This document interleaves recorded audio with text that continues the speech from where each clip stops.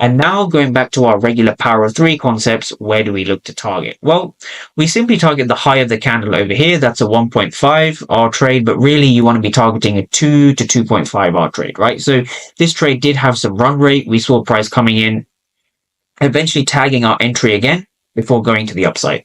So what I want traders to understand and take away from this video is when you're using the power of three, the reason you fail at using the power of three is because you're not using the power of three with all the correct concepts, right? Let's break this down one more time, right? So you want to be buying below the 10 a.m. Eastern. So we're really going to break this down.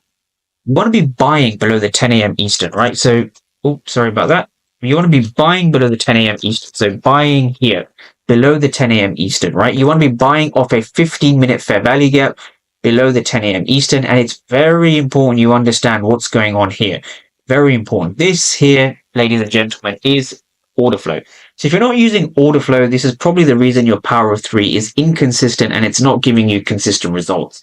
So the question now becomes, why didn't we buy from here, right? Why didn't price come here? Well, you never know for sure where price is going to react. But based off the order flow, what we saw over here is we saw a lack of volume over here. So we know that sellers have failed here and we know the volume has dried up over here. So this shows you that the market isn't interested in lower prices because as the market moved lower, sellers were not rewarded because we were bouncing off the fair value gap. So when you see a low volume with a